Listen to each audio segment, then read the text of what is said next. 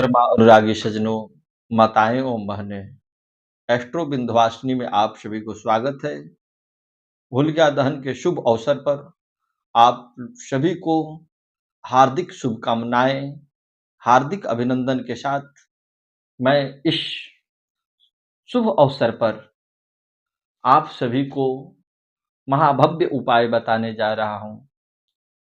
जिन जिन माताएं बहन अपने घर में कलेश से परेशान रहती है, दुखी रहती है, बहुत सारे भाई बंधु चिंतित एवं परेशान रहते हैं कि हमारे घर में, हमारे दुकान में, हमारे बिजनेस, हमारे व्यापार में किसी ने कुछ कर दिया है, किसी ने कुछ करा दिया है। अनेक प्रकार के चिंताओं से दुखित रहते हैं। तो उन सभी के दुखों को ध्यान में रखते हुए इस महा उपाय को आप सभी से बताने जा रहा हूं। तो ध्यान से जितने भी माताएं बहन भाई बंधु हमारे इस वीडियो को देख रहे हैं, तो इस वीडियो को अंत तक देखें, तो जरूर ही उनको लाभ प्राप्त होगा। तो सबसे पहले जो भी भाई बंधु अपने घर में, अपने दुकान में, अपने बिजनेस एवं अपने व्यापार में दुखित रहते हैं, चिंतित रहते हैं, डर रहता है कि उनका व्यापार नहीं चल रहा है, हमारा व्यापार कैसे चलेगा, हमारे घर में नकारात्मक शक्ति है तो हमारे घर का नकारात्मक शक्ति कैसे दूर होगा। तो सबसे पहले आप होलिका दहन के शुभ अवसर पर, और मैं उनसे बता दे रहा हूं कि इस साल का होलिका दहन 3 मार्च को मनाया जा रहा है। तो आप होलिका दहन के शुभ अवसर पर चंदन का लकड़ी होलिका में दान करें और सुबह उठते ही होलिका दहन से जाकर के कुछ भस्म लेकर आए। उस भस्म को अपने घर के चारों कोना में थोड़ा-थोड़ा भस्म रखें। अपने घर के सभी रूम में भस्म को रखें।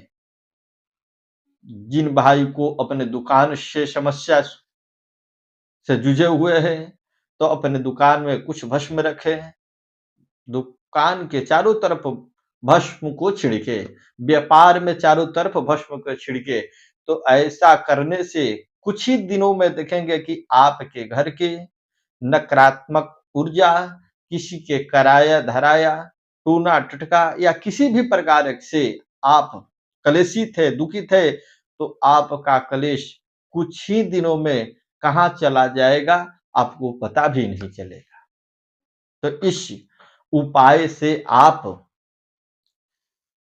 लाभान्वित हों, इस उपाय को आजमाएं एवं करें। दूसरी उपाय, बहुत सारे माताएं बहनें अपने बच्चों को लेकर के परेशान रहती है। हमारा बच्चा पढ़ाई नहीं कर रहा है, हमारा बच्चा बीमार पड़ा रहता है, हमारा बच्चा हमारे बातों को नहीं सुनता है, सारा दिन मोबाइल में ही लगा रहता है, उसका ध्यान एकाग्र नहीं रहता है। तो उन बच्चों के लिए सभी माताएं बहनें भाई बंधुए काला सरसों ले, अपने बच्चे का माथा को 5 बार घुमाकर अग्नि में, होलिका दहन के अग्नि में उस सरसों को छोड़ दे और सुबह उठते ही होलिका दहन से अपने बच्चों के निवृत्त जाकर के वहां से भस्म लाएं और अपने बच्चे को माथे पर लगाएं और चांदी के तबीच में उस भस्म को भर के अपने बच्चे को पहनाते हैं, डालते हैं।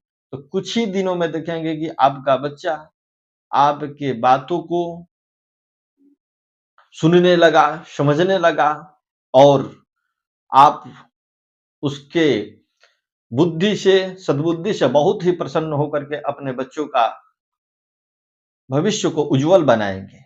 और तीसरी बात, बहुत सारे व्यापारी ये सोचते हैं कि हमारा धन का वृद्धि हो।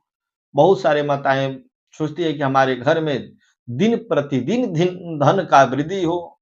भाई भी सोचते हैं कि भाई बंधु के लिए भी यह आवश्यक उपाय है। होलिका दहन के दिन 11 कौड़ी लें और होलिका दहन की अग्नि में 11 कौड़ी को छोड़ दें। दूसरे दिन जाएँ और उस कौड़ी को ढूँढें, 2-4 कौड़ी अगर मिल जाता है, तो उस कौड़ी को ला कर के पीले कपड़े में सिएँ, सी करके जहाँ आप धन का संचय करते हैं, धन रखते हैं, दुकानदार अपने गला में उस यंत्र को रखे। गृहस्थ है जो अपने घर का धन का वृद्धि कराने चाहता है, जहाँ धन रखता है, उस जगह पर उस यंत्र को, उस कौड़ी को रखे, तो कुछ ही दिन में उसका धन इतना वृद्धि करने लगेगा कि वह अभी तक सोचा भी नहीं होगा। तो धन को एकत्रित करने का, धन का वृद्धि कराने का यह महाभव्य उपाय है। बहुत सारे लोग अन्न का चिंतन करते हैं, तो होलिका दहन के दिन गेहूं का बाल अगर होलिका दहन में डालते हैं या दान करते हैं, तो उसके घर पर कभी अन्न की कमी नहीं होता है। होलिका दहन का भस्म अगर अपने घर पर लाकर रखते हैं, तो आपके घर में नकारात्मक शक्ति, नकारात्मक ऊर्जा कभी भी प्रवेश नहीं करेगी। तो सभी माताएं बहनों से अनुरोध है कि आप होलिका दहन में चंदन का लकड़ी, सर्व औषधि, माथे का घुमाया हुआ सरसों अवश्य ही दान करें।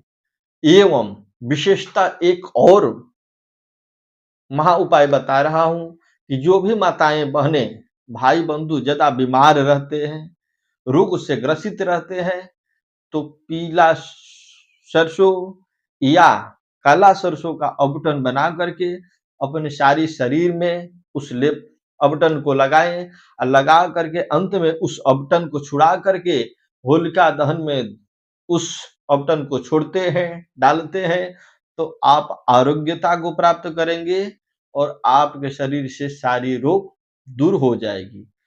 तो इस उपाय को आप सभी करिए और माता रानी का ध्यान कीजिए, पूजन कीजिए। जय माता दी, जय मां विंध्यवासिनी।